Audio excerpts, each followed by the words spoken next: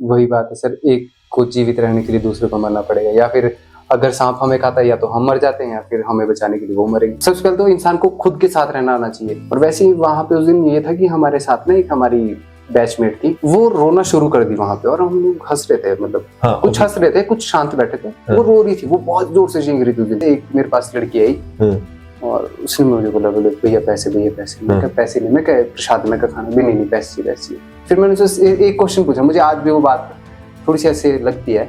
मैंने उससे पूछा, मैं कहा फिर मेरा क्या फायदा है? उसने बोला पता नहीं।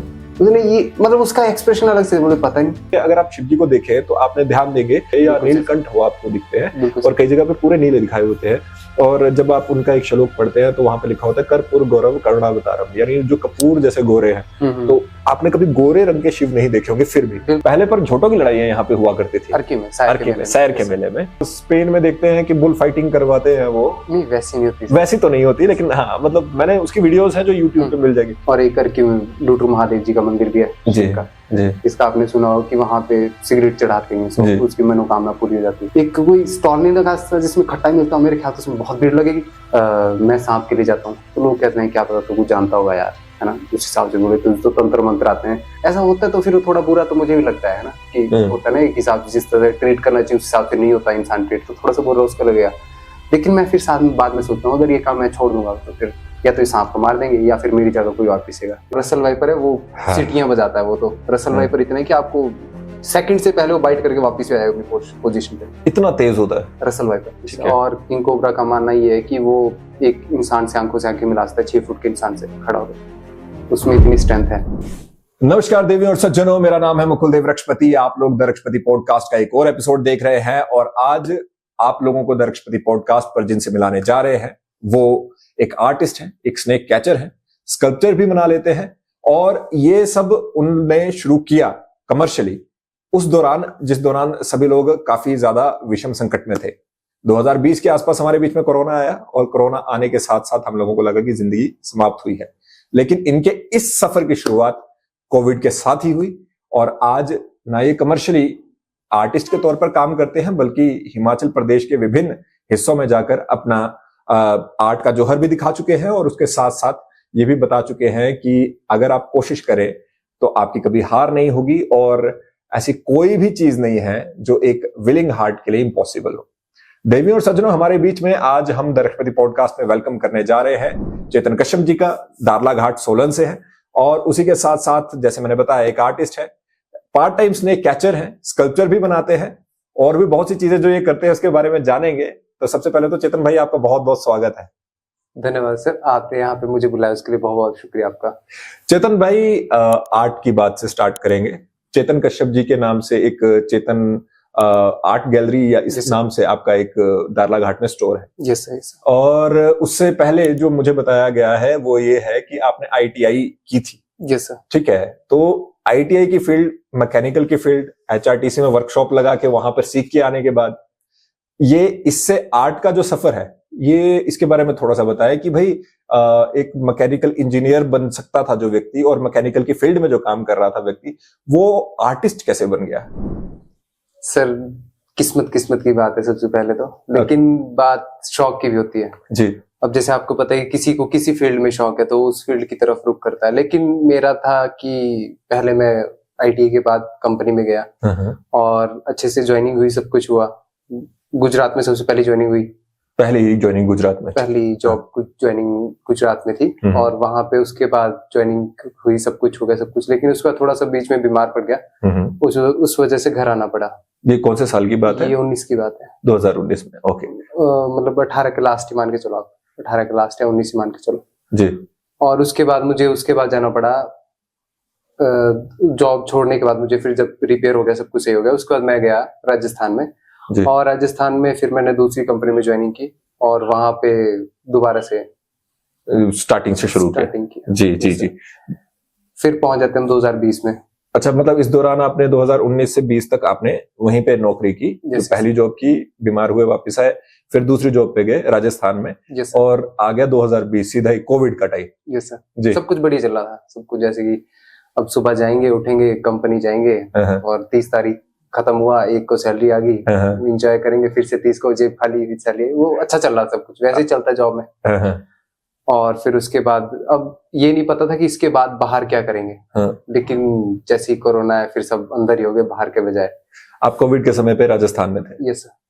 और मतलब इससे पहले अभी तक मतलब ये आपके माइंड में एक तरह से क्लियर हो गया था कि नौकरी करनी है, 9 to 5 या 9 to 6 जो भी रहता है वो सारी चीजें वैसी की वैसी रहेंगी, और उसके बाद देखेंगे कि अगर कुछ होगा तो जीवन में। ऐसा ठीक है। तो कोविड आ गया, बहुत आ गया सर, मुश्किल टाइम था सबके लिए। मुश्किल टाइम तो आपको पता ही सर क्या मुश्किल टाइम था। तो फिर जब कोविड आया फिर सबको ये था कि अब आपको पता है कोविड में तो सबको ये माना जाता था कि ये एक आतंकवादी है, टेररिस्ट टाइप ना, तो कोई बाहर नहीं निकल पाएगा। हम देखते थे कभी कभी अपनी बिल्डिंग से हमारे जैसे मैस के लिए कोई जो मैस वाले होते थे ना, वो खाना जैसे होता है ना कि कोई भी अपने लिए खाना बनाने के लिए कोई जो भी सामान आता है जैसे कि दाल चावल वगैरह वो लेने के लिए जो जाते थे, कभी कभी वो डंडे खा के आते थे, कभी कुछ खा के आते थे बाहर भी, क्योंकि था वहां पे कुछ ऐसा, मुझे ध्यान नहीं अब कितना था कुछ ऐसा कि बाहर नहीं निकले घरों से, तो मार खा के थे। वो सब भी बड़ा अजीब लगता था। वो सही था, स्ट्रिक्टनेस अच्छी थी, सबको पता था कि बीमारी फैलनी नहीं चाहिए, बट जो था वो थोड़ा सा, हाँ, क्योंकि आप एक दूसरे स्टेट में भी थे और ज्यादा बोलना भी, मतलब ये था ना कि ज्यादा बोल भी नहीं पा सकते थे। जी जी जी जी, कल्चर अलग है, लोग अलग हैं, और उस तरह का सपोर्ट भी वहां से नहीं मिलता। तो उसके बाद आप मतलब वापस घर आने के लिए मतलब वहां से कोशिश तो की होगी आपने? कोशिश से बहुत कोशिश की। उस टाइम था सर कि पहले वहां, शायद आपको याद होगा कि वहां पे एप्लीकेशन फॉर्म्स फिल किए जाते थे कि जिसको अनदर स्टेट से हिमाचल आना है उसको फॉर्म फिल करना पड़ेगा, और फिर फिल के बाद आप आ सकते हैं जब अप्रूव होगा फिर ही। सर अप्रूव नहीं हो पा रहा था, हम लोग जैसे तैसे करके थोड़ा जुगाड़ लगा के हमने शायद तहसीलदार से पास बनाया था कुछ, उस टाइम बना रहे थे वहां पे, सब बना रहे थे, हमने बनाया। हम लोगों ने दिल्ली राजस्थान क्रॉस किया, दिल्ली हरियाणा चंडीगढ़ सब किया, और परमाणु जाके रोक लिया।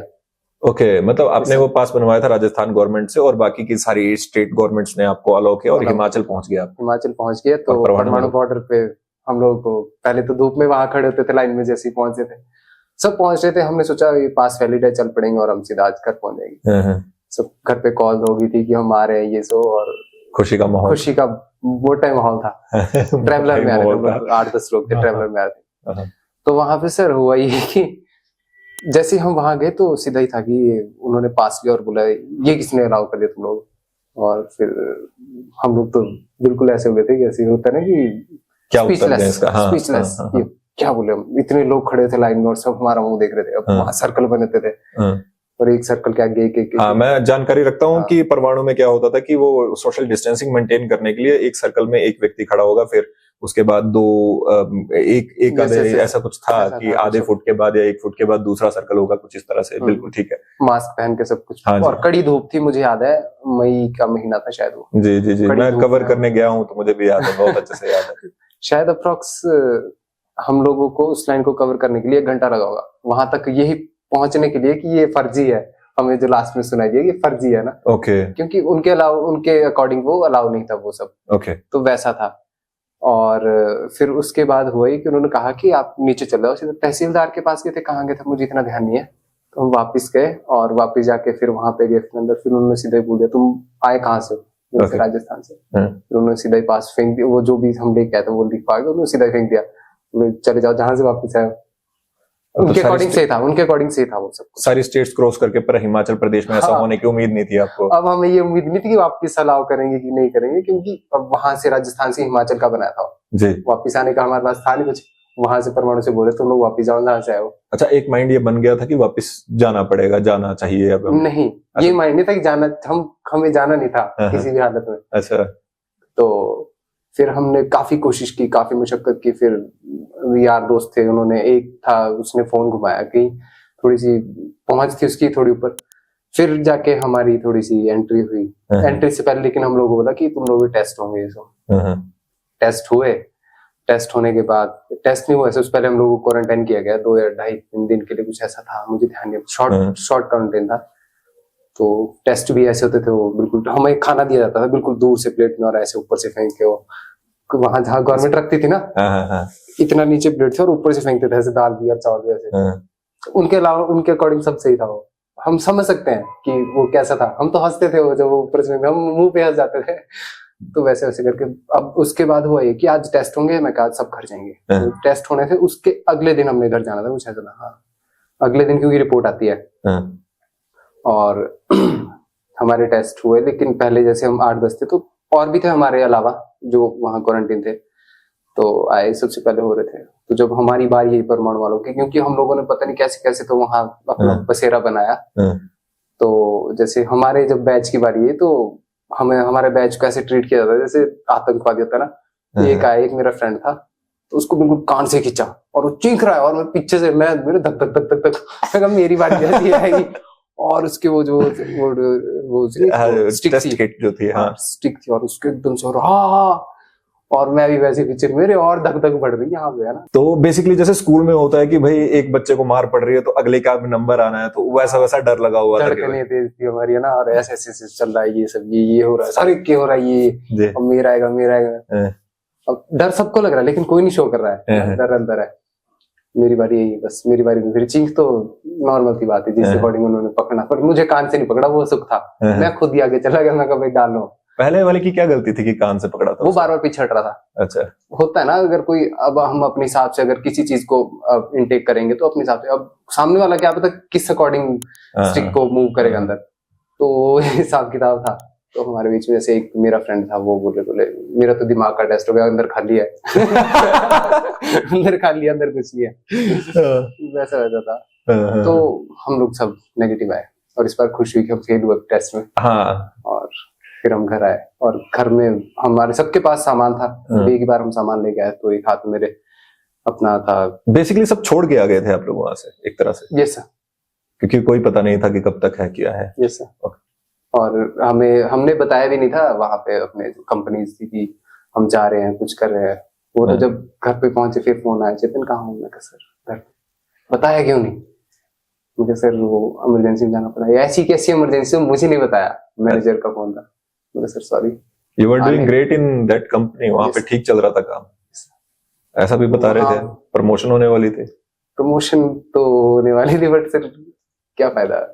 मतलब एक बात ये रहती है ना कि नियति में अगर कुछ लिखा हो तो वो किस तरह से होता है। अभी जैसे कि ये सिचुएशन जो आप सुना रहे हैं, उस समय पर मैं खुद भी अगर होता तो मैं इस चीज को डिफेंड करता कि हम लोगों को, सभी लोगों को सुरक्षित रखना है, तो जो भी बाहर के लोग हैं उनको इस तरह से चेक किया जाना चाहिए। और ऑब्वियसली आप इसके दूसरी साइड पे हैं, तो आप ये भी बता रहे हैं कि वो किस तरह से वो बात रहती है, लेकिन जिस तरह से आपने रखी है इसे बहुत लाइटली आपने रखा, बहुत अच्छा है।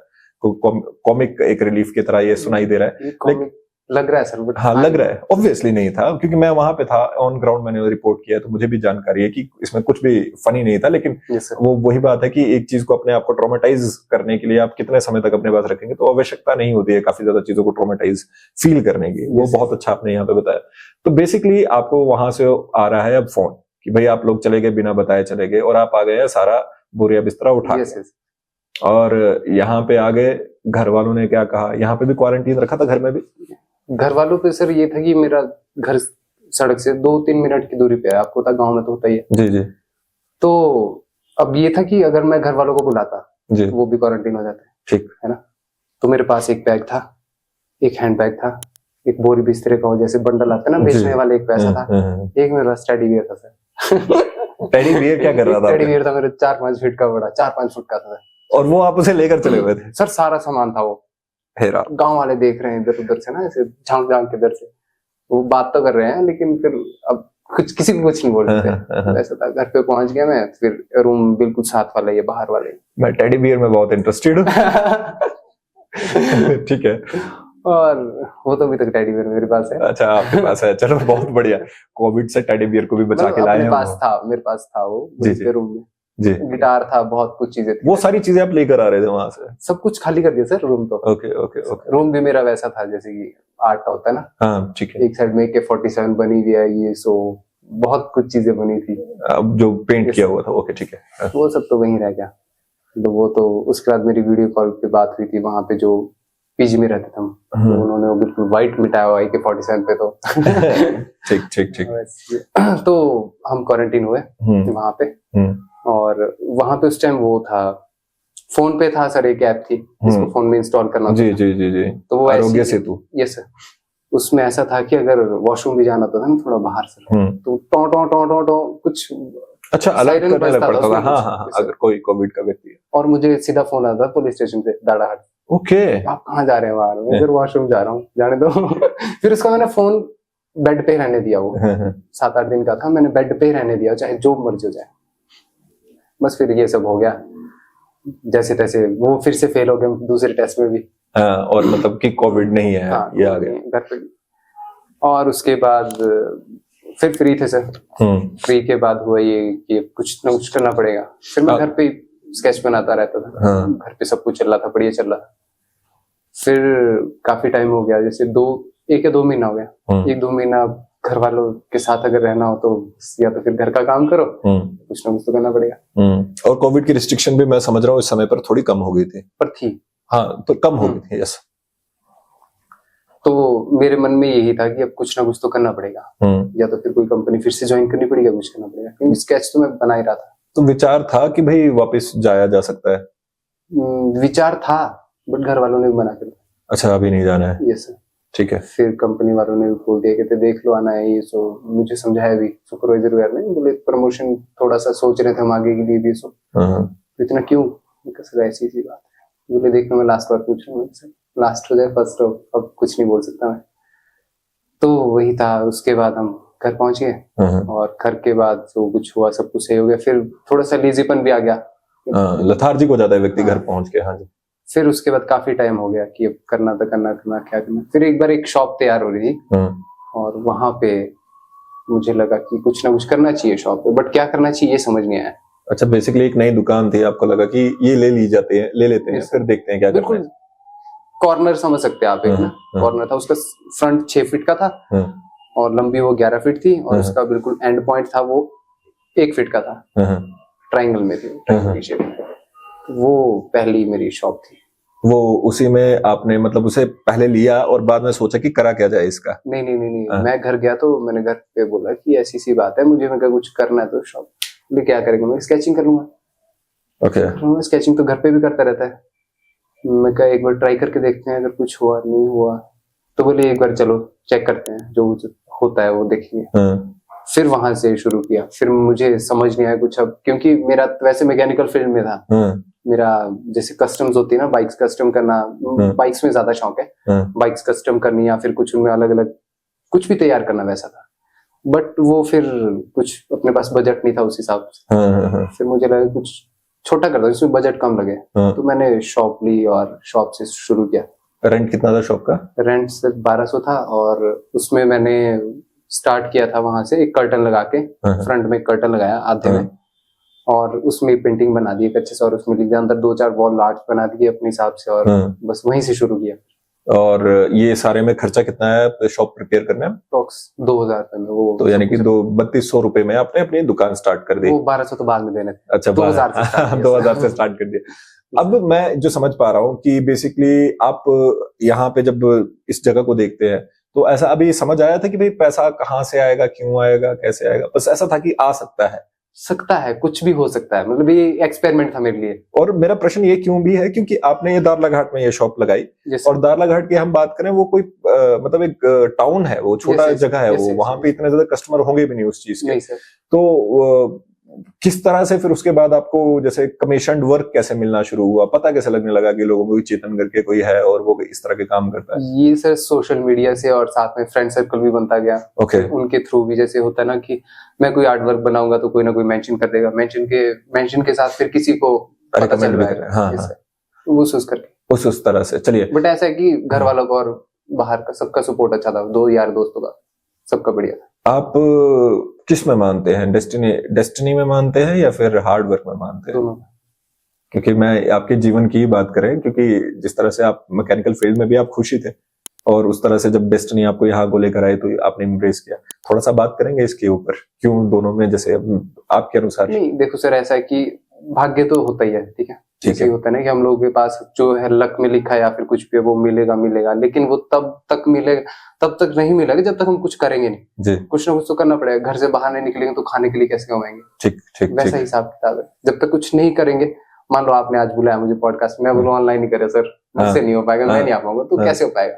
ठीक है सर, बहुत बढ़िया। मतलब काम भी करते रहो और बाकी भगवान साथ देगा ही देगा। यस। आपने हार नहीं मानी इस समय पे, मैं इस पे क्यों लेकर आ रहा हूँ कि चलिए थोड़ा सा हो गया, थोड़ा सा बैकग्राउंड में जाते हैं। आप स्केचिंग करते थे जैसे आपने बताया, ये स्केचिंग सीखी जो या फिर पेंटिंग सीखी जो, इसका बेस क्या है, कहाँ से सीखी और कैसे सीखी? ये सर फादर से। पिताजी करते थे? पिताजी किस डिपार्टमेंट में कार्यरत है? अभी तो सर कंपनी में, अंबुजा में काम। उससे पहले सर ऐसे पार्ट टाइम के लिए बनाते थे। ठीक है, तो पिताजी ने मतलब बचपन से आप ये सीख रहे थे पिताजी के साथ? बचपन से सर, बचपन से मतलब ये मान के चलो आपके, हम लोग स्कूल टाइम से, जब 4th-5th की बात है तब से शुरू। ठीक है, बट ये था कि घर वालों को पसंद नहीं था नहीं ये सब करना, कि हाँ बेसिकली इसको मेजर वो नहीं मानते हो कि इसमें काम किया जा सकता है, पैसा बन स्कोप्स नहीं है ऐसा वैसे सोच के कि हाँ पढ़ने पे ध्यान दो, और पढ़ने पे ध्यान हमारा था नहीं। पढ़ने पे किसी भी बच्चे का ध्यान होता नहीं है, वो सारे लोग एंजॉय करना चाहते होते। इससे पहले कि हम आगे की बात को हम करें, मैं ये जानना चाहता हूँ कि पहला कमीशन वर्क कितने का था आपको जो मिला था? सबसे पहले मैंने बनाया था शायद वो, नहीं मैंने काफी टाइम से बनाया था, ऐसी बात नहीं है, लेकिन ये था कि मैं स्केचिंग उस टाइम करता था 100-150 रुपए से करता था। अच्छा भाई, कोई भी कह देगा, मैं कहूंगा आप कर देंगे भाई? जैसे और वो मतलब भाई वो 100-150 रुपए व्यक्ति अपनी मर्जी से दे रहा है कि आपने दे दिया? नहीं, अपनी मर्जी से। बाकी ऐसा था कि कभी कोई अपना ऐसे हो अजीज तो उसका फ्री में बना दिया, ऐसा कोई दिक्कत नहीं है मुझे, मैं आज भी ऐसे करता हूँ, ऐसी कोई वो नहीं है। ठीक है, एक चीज ये आ गई, चलिए। और जो ऐसे कमीशन वर्क जब दुकान खोल दी और उसके बाद कमीशन वर्क मिला, जो पहला मिला, वो उस पे कितना पैसा बना आपको? पैसा सर उसके बाद मैंने स्टार्ट किया था स्केच 250 पे, आज 400 पे। ओके, मतलब उस हिसाब से कि जिस हिसाब से मुझे मटेरियल भी मिल रहा है। ओके। अब अगर मैं वही मटेरियल यूज करके और मटेरियल महंगा होता रहेगा और मैं कम में अमाउंट देता रहूंगा, तो फिर ना तो फिर मेरा कोई फायदा, ना आर्ट का फायदा है। ठीक है, ऐसा है। एक चीज जिसके लिए आप बहुत जाने जाते हैं वो है कि आप अलग अलग जगहों पर जाकर आपने अपनी आर्ट को प्रेजेंट किया है। सर्टनली जिसको आप स्पीड पेंटिंग बोलते हैं, आपने हंसराज रघुवंशी हुए, सुखविंदर सिंह सुक्खू जी हुए, इन सबके स्केचेस बनाए हैं, और भी बहुत से लोगों के स्केचेस आपने बनाए हैं। स्केचेस से पहले जो स्पीड पेंटिंग आप करते हैं उसकी बात करते हैं। आप 5 मिनट के अंदर अंदर सभी लोगों के स्केचेस वो बना देते हैं, ऑब्वियसली उसके लिए प्रैक्टिस लगती होगी। वो प्रिपरेशन कैसी होती है, हमें just walk us through that कि आप कैसे प्रिपेयर करते हैं। और मैं आपको पहले बता देना चाहूंगा सारे दर्शकों को भी कि ये जो स्केचिंग की हम बात कर रहे हैं, ये केवल एक ही जगह पे ये नहीं करते, ये बहुत से मेलों में जा चुके हैं। कौन कौन से मेलों में आपने परफॉर्म कर लिया है? चंबा से मिंजर मेला, ठीक है सर, हो गया शिवरात्रि मंडी की सर। ओके, ठीक है। और अपने हमारे वहाँ पे लोकल होता है सर, ये अपना अर्की में शायर का हो गया जी। और साथ में ही अपना जो अभी वो टेलीकास्ट हुआ था शो, हिमाचल का टैलेंट वाला। ओके, उसमें आप विनर भी रहे हैं? उसमें विनर रहा हूँ सर। ठीक है, स्पीड पेंटिंग में। उसके साथ साथ शिमला में आपने परफॉर्म किया भी? शिमला में नहीं किया सर अभी तक। शिमला में इस बार सोचा है कि इस बार करेंगे, इस बार ही करेंगे। चलिए, बढ़िया बात है। तो हम स्पीड पेंटिंग की बात कर रहे थे और उसमें जैसे आपने सारी जगह परफॉर्म भी किया, इसकी प्रिपरेशन के बारे में बताया थोड़ा सा। प्रिपरेशन सर ये है कि सबसे पहले तो अपने दिमाग को शांत करना पड़ता है। किसी भी काम को करने के लिए आपको पता ही है, सारा कोई भी काम हो शांत करना पड़ेगा, उसके बाद उस पर काम करना पड़ेगा। अगर हम काम करेंगे कि जल्दबाजी में या फिर इमीडिएटली, वो फिर उतना मजा नहीं आ पाएगा काम करते। इसलिए सबसे पहले तो प्रिपेयर करो खुद को और फिर बैठो आराम से, उस बारे में सोचो कि कैसे क्या होगा, फिर जाके। तो जैसे मान लीजिए आपने मेरा एक स्केच बनाया था और वो बॉल पेन से बनाया था, उसकी वीडियो भी यहाँ पे हम लगा देंगे। तो वो जो बॉल पेन से आपने स्केच बनाया था वो कितने समय में बनाया था? अप्रोक्स 10 मिनट की बात। 10 मिनट की बात है। और फिर वो बॉल पेन का काम है तो उसको इजीली पहले आराम से सोचना पड़ता है। हाँ। लेकिन फिर भी 10 मिनट में वो हो गया था। चलिए, बढ़िया। और जब आप किसी बड़ी जगह पे परफॉर्म करते हैं तो कई बार गलती हो भी सकती है। यस सर, तो उसका डर सर, बहुत बुरा डर है सर मेरे अंदर। कितने लोगों के बीच में एम्बैरेस भी हो सकता है? बहुत ज्यादा सर, क्योंकि मैंने काफी बार ये चीज नोट करी है खुद के बारे में। मुझे डर पता कब लगता है? डर लगेगा आज मेरी शाम को परफॉर्मेंस है ना, तो मानो परफॉर्मेंस मेरी 7-8 बजे के आसपास, तो मुझे ना दिन में 2-2:30 बजे से डर लगेगा जब तक मैं स्टेज के पास नहीं पहुंचता। बस उसके बाद मैं शांत हो जाता हूँ। अच्छा, ओके। ये मतलब साइकोलॉजिकली ऐसा रहता है कि क्या होगा? साथ ही होता होगा शायद, मुझे नहीं पता, मेरे साथ होता है थोड़ा। मतलब मेरे साथ तो ये होता था जब मुझे एंकरिंग करने को बोलते थे, तो मुझे जब तक मैं कुछ बोल ना लूं तब तक मुझे थोड़ी देर तक लगे। हाँ, क्योंकि मैं जब तक पब्लिक ना देख लूं ना तब तक वो पता नहीं चल पाता, क्योंकि इमेजिन होता है कि स्टेज कैसा होगा, पब्लिक कैसी होगी। जब पब्लिक एक बार देख ली फिर टेंशन नहीं है, फिर पब्लिक अपनी लगने लगती है। ठीक है, बहुत बढ़िया बात है। स्पीड पेंटिंग की बात हमने की, उसे छोड़कर कौन कौन सी और जो जिस तरह के हाँ, वो उसके बारे में थोड़ा थोड़ा बताया। वॉल आर्ट्स करते हैं आप, एक्रेलिक कहते हैं उनको भी आप करते हैं, और भी बहुत सी चीजें करते हैं। मैंने अपने एक मित्र की शादी में उनको एक गिफ्ट दिया था, वो भी मैंने आपसे बनवाया था, और बहुत बढ़िया से आपने बनाया था। उन्होंने अपने घर के उसी कमरे में लगाया जो उनका अपना शयन कक्ष है। इस तरह से बहुत सी चीजें आप बनाते हैं। आपकी अपनी बनाई हुई पेंटिंग जो आपकी फेवरेट है, सबसे ज्यादा फेवरेट है? मेरे पास सर उनकी है, श्याम सरन नेगी जी की, फर्स्ट वोटर जो थे हमारे बीच में, उनकी मुझे अपने उससे पसंद है, मतलब वो क्योंकि वो थोड़ा सा रियलिस्टिक लगती है, और वो लगती ऑयल पेंटिंग है थोड़ी सी, और एक्रिलिक्स में बनाई है, तो उस अकॉर्डिंग थोड़ा मुझे अच्छा लगता है। लेकिन ऑयल भी नहीं लगती हो, लेकिन रियलिस्टिक है काफी, तो मुझे अपने वे से अच्छी लगती है वो। मुझे आपकी एक बनाई हुई पेंटिंग इस समय पे याद आती है। हमारे बीच में एक डांसर हैं और एक्टर भी हैं बहुत अच्छे से, बताइए, आप खुद बताइए। शारिक जी हाँ, उनकी बात करें, वो जब आपने मैंने उनको सबसे पहले देखा था 2014-15 में। हाँ। उस टाइम वो रिज पे परफॉर्म कर रहे थे। उस टाइम उनकी बरसात का मौसम था, हल्की बारिश लगी थी, मुझे भी याद है। और 25 रुपए का टिकट था शायद उनके शो का। अच्छा, भी याद है। शरीक की बात कर रहे हैं ना? शरीक जैक उन्हीं की बात कर रहा हूँ मैं। शारिक भाई, देखो, शाउट आउट टू शारिक भाई, क्योंकि अलग मिजाज के, बिल्कुल, और he is a great performer. और अगर आप इसे देख रहे हैं, शारिक भाई को आप जाके इंस्टाग्राम पे फॉलो कर सकते हैं। आप प्लीज बात कंटिन्यू कीजिए। Yes sir. तो उन्होंने परफॉर्म किया था उस टाइम, बोल दो ना जरा, मुझे आज भी याद है वो गाना, वो उनकी परफॉर्मेंस। तो मैंने डांस देखा था, बट पहली बार ऐसा डांस देखा था जो हल्की हल्की बारिश हो रही, इतना क्राउड देखा, मतलब होता होगा, अब हम दाला घाट के रहने वाले नहीं पता था ये सब होता है। नहीं, he is an exceptional talent as well. वो जब करते हैं तो वो कुछ अलग ही लगते हैं। मतलब उनका ऐसा है कि अगर 1000 है ना, तो 1000 में से 999 लोग उनको देखेंगे जब वो परफॉर्म करेंगे, और एक जो नहीं देख रहे होंगे वो खुद हैं जो परफॉर्म कर रहे हैं। तो उस तरह के वो रखते हैं। शारिक भाई देखो, ये होता है शाउट आउट। क्या शाउट आउट था ये। बट अगेन, जब आप ये बात कर रहे हैं, और उसी के साथ साथ आपने शिवानी जी का भी स्केच बनाया, और शिवानी जी भी बहुत खुश थी। उनका स्केच मैंने बनाया था 2000 उसी टाइम। मैंने शॉप ओपन नहीं की थी शायद, मुझे याद है ऐसी। ओके, उस टाइम बनाया था मैंने, तो 1 घंटा लगा था, बट वो क्लिप 1 मिनट में डाल दी थी मैंने। 1 मिनट की टाइम लैप्स करके। तो लोग बोलते इतना फास्ट कैसे बना देता है, तो वो मन जानता है अपना कैसे बना होगा ये।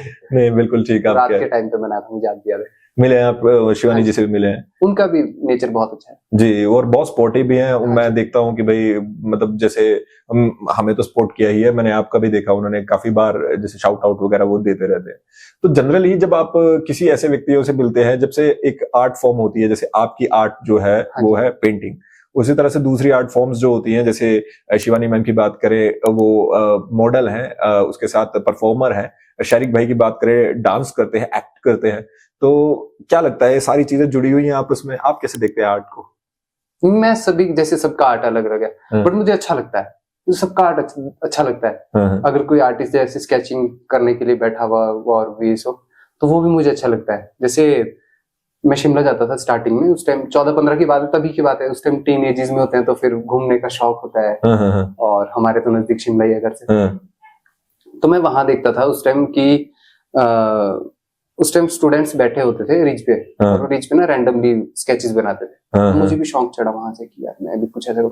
तो मैं दाड़ला के, अपने दाड़ला घाट, आपको पता है सिटी कैसी, सिटी तो नहीं है वो, टाउन कैसा है, टाउन जैसा है, छोटा सा। वहां पे बस स्टैंड भी अभी प्रॉपर नहीं है। तो वहां पे मैं बैठता था, मुझे याद भी आता है, घर वालों को नहीं बताता था। तो मैं वहां पे, मेरे पास अभी भी कॉपी है वो पड़ी, अभी तक रखी मैंने वो।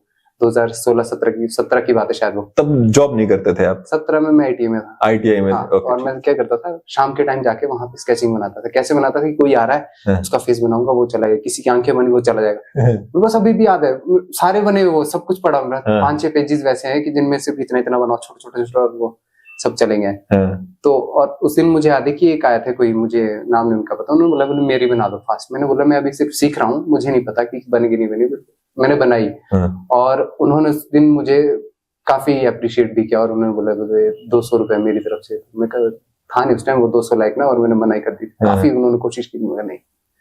अच्छा, मतलब आप खुद से भी ये समझते हैं कि भाई आर्ट की वैल्यू देने, मतलब जो पैसा लिया वो डिलीवर होना चाहिए। ये मेरे साथ एंकरिंग में होता है कई बार। मुझे ऐसा लगता है, जब मुझे एंकर करने को बुलाया जाता है, तो मुझे ऐसा लगता है इतना तो काम भी नहीं करवाया। तो हाँ, मैं समझ सकता हूँ, और बहुत बढ़िया बात है ये। और वो व्यक्ति मिले आपको दोबारा कभी? नहीं, उसके बाद कभी मुलाकात नहीं उनसे। मुझे फेस आज भी याद है उनका। हाँ, कि उनका पेंटिंग वेंटिंग बना के एक बार ही डाल दीजिए। मुझे फेस ही याद है, बाकी अभी प्रॉपर नहीं मुझे पता कि कहाँ से है कैसे है। ओके, वैसा है। तो चलिए, ये तो होगी पेंटिंग्स की बात। अब ये स्केचिंग में हमने ज्यादातर बात की। उसके बाद जैसे कमीशन प्रोजेक्ट जब मिलने लगे, तो एक बारी को जब थोड़ी दुकान चलने लगी, लोगों को भी पता लगने लगा, तो उसके बाद जैसे घर वालों को थोड़ा कॉन्फिडेंस आया कि भाई हाँ, ये भी फील्ड हो सकती है। हाँ, फिर घर वालों को ये रियलाइज हो गया कि अच्छे रास्ते पे है, साथ देना चाहिए। तो घर वाले तो भी साथ देते हैं, उस टाइम भी साथ ही दे रहे थे। क्या बात है, इस तरह के सपोर्टिव पेरेंट्स बहुत जरूरी हैं आगे बढ़ने के लिए। खैर, इसके साथ साथ एक छोटी सी चीज को मैं डालूंगा और उसके बाद मैं आगे की बात को करूंगा। छोटी सी चीज जो मैं यहाँ पे बात करना चाहता हूँ वो स्कल्पचर्स की, जो आप बनाते हैं पर कमीशन वर्क आपने उसका कोई नहीं किया। हाँ। उसके बारे में थोड़ा सा बताएं। वो भी पिताजी ने सिखाया? वो भी पापा की बदौलत है। ये पिताजी एक्चुअली आर्टिस्ट थे, उन्होंने नहीं, मतलब उनको भी शौक है तो इस करके। हाँ, मतलब बेसिकली वो आर्टिस्ट है, दिल से वो आर्टिस्ट है, लेकिन उन्होंने फिर वो काम वो नहीं पकड़ा। बस वैसा है। फिर जैसे पापा बनाते थे उस पे, क्या कहते हैं, अपने गणेश चतुर्थी पे, जी जी, उस पे बनाते थे। तो उस उपलक्ष्य में हम भी देखते थे कैसे क्या हो रहा है, कैसे क्या हो रहा है। लेकिन हम क्या करते थे, हम साथ में उनके वो करते थे, साथ देते थे धीरे धीरे धीरे धीरे। तो वहां से थोड़ा बहुत सीखा कैसे क्या किया जाता है वैसे।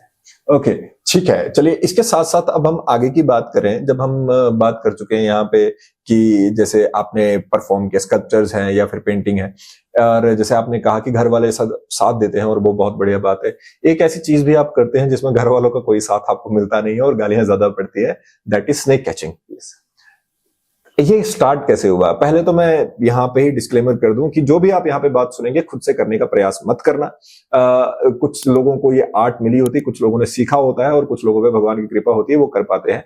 इंडिया में एज सच देखा जाए सांप बहुत हैं, और जो उनको रेस्क्यू करने वाले हैं ऑफिशियल या फिर जिसको बोला जाए कि गवर्नमेंट की ओर से दिए हुए लोग जो हैं वो उतने ज्यादा नहीं है। इस वजह से ऐसा होता है कि जब एकदम से कहीं पे इमरजेंसी हो जाए तो वहां पर लोगों को जाना पड़ता है। मैं गलत तो नहीं कह रहा हूं। तो इसे उसी तरह से लीजिएगा, किसी को ना हार्म करने की बात यहाँ पर है, ना वो करने की, डिमीन किसी प्रोफेशन को हम यहाँ पर कर रहे हैं। लेकिन जो इतना बड़ा वास्ट हमारी कंट्री है उसमें बहुत सी चीजें होती हैं, तो उसके बारे में बात करेंगे। तो अब हम आ रहे हैं स्नेक कैचिंग पे। ऑब्वियसली आप इसे प्रोफेशनली नहीं करते हैं और आप इसके लिए चार्ज भी नहीं करते हैं। तो पहले तो मैं ये जानना चाहूंगा कि जब ये स्नेक कैचिंग का जो किस्से हैं वो शुरू कैसे हुए?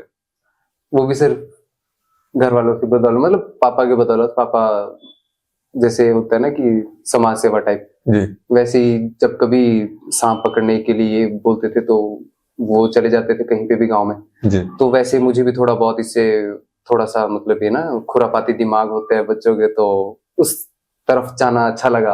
ओके, बेसिकली मतलब कि वो जैसे वो समाज सेवा में जब पिताजी को बुलाया करते थे तो आपको लगा कि हाँ ये इंटरेस्टिंग है। हाँ, ये मतलब नहीं, घर वाले मुझे जाने नहीं देते थे। सिर्फ ऐसे था कि आज बोले बोले वहां पे सांप है, और बोले ऐसे ऐसे, बोले मैं थोड़ा सा देख के आता हूँ, भी है वहां नहीं है ये सो। पापा जाएंगे, थोड़ा बहुत उसको डंडे से करेंगे या फिर थोड़ा फोन से उठाएंगे और उसको डब्बे में डाल के थोड़ा दूर से, पापा तो ऐसे ही थोड़ा दूर से, पापा डर जाते हैं है ना। उनको इतना ही मुझे पता चलता कि पापा डरते हैं ना। पहले नहीं पता था। अंकल मैंने नहीं बुलवाया, ये मेरी गलती नहीं है। पहले नहीं पता था। तो फिर ऐसे से तो बेसिकली आपको तो उन्होंने दूर रखा। हाँ। तो आपका पहला एनकाउंटर कैसे हुआ सांप के साथ? एनकाउंटर सर, हमारे पास हमारे गांव में एक बावड़ी है। हाँ, बावड़ी के जैसे एक नाला जाता है ना, तो नाले के ऊपर एक पुल है, और पुल के नीचे हम 3 थे उस दिन गांव से, और पुल के नीचे हम लोगों ने एक सांप देखा। अब बात तो होगी वो कम से कम 14-15 वही टीनेजर्स की बात है। और उस टाइम मैंने देखा कि सांप है, और फिर हमने देखा कि कुछ देखते, मैं चेक करते हैं ना, तो पापा पकड़ते, वो भी हाँ चलो। फिर हमने एक डंडा लिया, वहां बांस के डंडे भी बहुत थे, लेकिन बांस के नहीं लिए क्योंकि हमने सुना था कि बांस में जहर चढ़ता है। अच्छा, ऐसा होता है क्या सच में? नहीं, ऐसा होता नहीं है, लेकिन ऐसा सुना था। जहर तो तब चढ़ेगा ना जब अगर वो ब्लड में इंजेक्ट होगा तब मरेगा, है ना। बाहर से तो अगर चढ़ भी जाएगा, मान लो जैसे तैसे कुछ भी हो गया, कोई फायदा तो है नहीं मेरे ख्याल। ओके, एक धारणा है बेसिकली। ठीक। और मैं डंडा लिया हम लोगों ने, और हम उस पुल के नीचे चले गए। पुल छोटा सा पुल होता है, आपको पता, चलने वाला ही था वो। उसके नीचे गए और हमने ऐसे ऐसे उसको ना छेड़ते रहे, और उसमें जब मुंह खुला था, छोटा मुंह खुला ना, हम ऐसे कांप गए और भाग गए वहां से। फिर उसके बाद मेरी मुलाकात हुई एक छोटे से सांप से, इतना सा था। इसे बेसिकली ये ऑलरेडी रेस्क्यूड था, आप जबरदस्ती इसे रेस्क्यू करना चाह रहे थे? हाँ, वो अपने नेचर में था, घूम रहा था, बट वो एक खुरापाती दिमाग ना, never mess with the nature. मैं सही बता रहा हूँ, वो तो हम पता नहीं कैसे, मैं हमेशा बचता हूँ। और बचे रहना, आपको भी बचे रहना चाहिए, खुद से ऐसा कुछ ट्राई ना करें। डेस्टिनी और हार्ड वर्क वाली बात है ना, तो यहाँ डेस्टिनी काम जाती है। ठीक है, किसी के साथ होती है। बहुत बढ़िया। इस पे बात कर रहे हैं, जैसे कि वो आप लोग वहां से भाग गए और ये सारी बात हो गई। इसके बाद ये सांप कौन सा था पता है? अभी याद नहीं है सर, अभी नहीं है। बता दूं। अब फिर भी आप नॉलेज रखते हैं सांप? मेरे ख्याल या तो पानी वाला सांप होगा या फिर जो हमारे ये ग्रीन पिट वाइपर होता है जिसको राप बोलते हैं, आपको पता होगा? ओके ओके ओके, राप तो पता है, लेकिन वो ग्रीन पिट वाइपर तो आपने बताया। वो इंग्लिश में बोलते हैं। ठीक है, तो या तो वो हो सकता है, वो अब दो में से एक हो सकता है, एक पानी वाला जो चेकर्ड किलबैक जिसको डिनू बोलते हैं, या वो होगा या फिर वो राप होगा, दो में से एक ही होगा वो। तो उसके बाद मेरी मुलाकात हुई एक और की, अब जो दो थे साथ में उन्होंने तो बना लिया कि ठीक है पकड़ता है, और मैं भी फिर साथ में भी था ना, थोड़ी सी होती ना पंप देने वाली, और साथ में कि हाँ भाई हाँ मैं पकड़ लेता वैसे वाला हिसाब किताब। फिर एक गाँव में था एक, वो दरवाजे के बीच छोटा सा था, मुझे उस टाइम नहीं था पता कि सांप क्या होता है, कौन सा होता है, स्पीशीज होती है, कुछ सांप होता है बस, ठीक है, काले रंग का हो गया, हरा हो गया, बस यही सब पता था। और वो था अप्रोक्स इतना सा था, वो कैट स्नेक था वो। ओके। और रात के टाइम था, वो बोले सांप है ऐसा वैसा, बोले फिर फोन आया था कि तेरे पापा कहाँ पे, ऐसा, मैंने कहा पापा तो है नहीं, बोले अगर वो अंदर घुस गया फिर ऐसा वैसा, मैं कोई नहीं मैं आ जाता हूँ, बोले सच्ची, मैं कहा हाँ कोई चक्कर नहीं है, बोले देख ले ऐसा नहीं है वैसे, मगर कोई नहीं ट्राई करते एक बार। गया मैं वहां पे, और अब पैर तो कांप रहे थे नीचे है ना, और लोअर के अंदर किसको दिखते ऐसे कांप रहे। तो ऐसा कुछ भी करे, मतलब किसी भी चीज जिसमें झिझक हो तो लोअर पहन के जाया। और गया वहां पे, मैंने एक डंडा लिया, डंडे से जैसे तैसे करके उसको डब्बे में डाल दिया, डब्बे में भी हाथ ऐसे डब्बे में डब्बा पकड़ा मैंने बाहर से ऐसे, बता नहीं रहा ना मैं, हाँ तूने पकड़ा, मैं हाँ ना थोड़ा सा ऐसे जोश के साथ की, हाँ मैंने पकड़ा, और वैसा वैसा करके। ये दूसरा हो गया। किसी ने मना नहीं किया आपके दोस्तों ने कि भाई? घर वालों ने मना किया, ये सब बहुत मना करते हैं, लेकिन फिर वो जो दिमाग है वो बाहर वालों को थोड़ा बताएंगे। हाँ ठीक है, घर वालों की बात घर पे रखेंगे। ठीक है, अभी सबको लग रहा है पता। फिर उसके बाद एक सांप था, वो था रेड स्नेक। अब रेड स्नेक बहुत गुस्से वाला सांप होता है, ओके, है ना, वो बहुत बड़ा भी होता है, 8-10 फुट का सांप होता है, 8-10 फुट बहुत बड़ा होता है।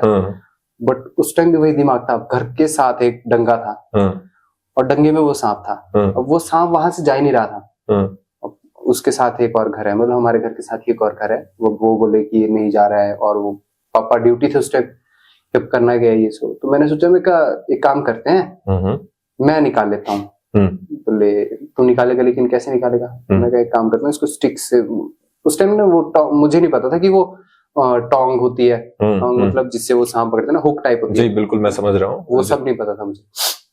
नेशनल ज्योग्राफी में देखा होगा आपने, टोंग बेसिकली चिमटा जैसा होता है जिसे आप थोड़े दूर से पकड़ते हैं, हुक से उठाने का प्रयास करके सांप को दूसरी तरफ पे डालते। तो मुझे नहीं पता था टोंग क्या थी, हुक क्या होती है इसका ना, तो मैंने एक हुक सी बना ली, तार से, एक मोटी तार थी, उससे हुक बनाई, और उसको ऐसे डाला और खींचा, उसकी पूंछ हाथ में आ गई। फिर मैंने नहीं छोड़ने का, मेरी हिम्मत ना पड़े। अब वहां पे थे तो वही आस पड़ोस वाले, अब उनके सामने सांप पकड़ दिया। अब जब पूंछ पकड़ी, पहले मैंने सोचा छोटा सा होगा, वो कम से कम 8 फुट का था, तो मैंने एक बार पूंछ पकड़ी, बिल्कुल काला था वो। फिर मुझे लगा कि ये काफी बड़ा है, अंदर भी है और बड़ा। फिर हल्का हल्का बाहर आया। जब वो कम से कम 6 फुट बाहर आ गया ना, फिर मुझे लगा गलत पंगा ले लिया अब मैंने। और जब वो उस डंगे से नीचे आया, फिर मतलब एक जो एंग्री, जिसमें जो एंगर था ना उसमें सांप में, तो आप समझ सकते हो अपना एंगर कैसे कैसे नहीं दिखाएगा। उसने पलटे मारे, वो इधर भागता था, उधर भागता, ऊपर की तरफ आता था। मैं कैसे कैसे नहीं बचा होना चाहिए, बहुत मुश्किल से। और बाइट कर देता तो कुछ नहीं होता, लेकिन पता नहीं था ना कि अब क्या होता क्या नहीं होता। बड़ी मुश्किल से एक ने वहां से डंडा फेंका, मम्मी पीछे सावध डाली है, मतलब ऐसे ना जैसे मेरे को घर में चीनू बोलते, चीनू है ना, एक ऊपर से एक घर के साथ सिस्टर है, उसने अलग से आवाज डाली, सब कुछ चला हुआ है ना। मम्मी के अलग से धक धक हो रही है, मेरे अलग से हो रही है, मैं क्या बताऊं कि मेरी भी हो रही है ना। धड़कने सभी की बड़ी है। और वैसे वैसे कर करके बड़ी मुश्किल से कंट्रोल किया, उसको डिब्बे में डाला। मतलब वो सांप मेरे लिए ऐसा था उस दिन की, अब तो नहीं है ना, बट उस दिन था कि मैं इनएक्सपीरियंस्ड भी थे आप काफी ज्यादा उस समय पर, तो ऑब्वियसली वो होगा भी। अनएक्सपीरियंस बिल्कुल ही बोलो आप, मतलब बिल्कुल हाँ, नए जिसे वो बोलते हैं, बिल्कुल एकदम। और ये सांप पकड़ा आपके पिताजी पिताजी ने सुताई नहीं की आपकी इसके बाद? नहीं बोला नहीं, मारा नहीं? उनको थोड़ा सा ऐसा लगा क्या पता अच्छे से पकड़ा होगा, उनको थोड़ी ना पता था कैसे पकड़ा। हाँ। उस वे में तो वैसा हुआ। तो मैं बेसिकली जानना चाहता हूँ कि अब जैसे क्योंकि सांप आप पकड़ रहे थे तो आपको इंटरेस्ट भी था, सिर्फ पकड़ने में इंटरेस्ट था कि जानने में भी इंटरेस्ट था? जानने में भी। आपने एक चीज और बोली, मैं ऑडियंस के लिए पूछना चाहता हूँ, आपने कहा कि अगर वो काट लेता रेड स्नेक तो कुछ होता नहीं, ये आपने क्यों कहा? क्योंकि आपको पता ही है, जैसे कि आपने सुना होगा कि सारे सांप जहरीले नहीं होते। हाँ, कुछ सांप जहरीले होते हैं, बस हमारे हिमाचल में तो बहुत ही कम है। जी। वो गर्म इलाके की तरफ है, जैसे कि अगर हम नीचे वाली तरफ जाएंगे ना अपने ये ऊना, नालागढ़, बद्दी, इस तरफ ज्यादा जाएंगे तो इस तरफ ज्यादा जहरीले सांप होते हैं। हमारी तरफ कम होते हैं इस तरफ। तो हिमाचल में पाए जाने वाले कुछ सांपों के बारे में आप बता सकते हैं? एक सबसे कॉमन होता है, वो होता है हिमालयन ट्रिंकेट, जो कि ग्रीनिश से कलर का होगा, लेकिन वो बहुत नॉर्मल है और बहुत शांत सांप होता है। और वो सांप ऐसा है कि अगर आप उसको नेचुरली, अगर आपके पास कहीं पे है वो, और गलती से अगर आप पे मान लो आपके बेड पे चढ़ गया हो, गलती से, बहुत रेयर है कि वो चढ़ गया और आपके ऊपर आ गया, बहुत मतलब मैं बोलता हूँ 99.9% चांस है वो बाइट करेगा। नहीं करेगा।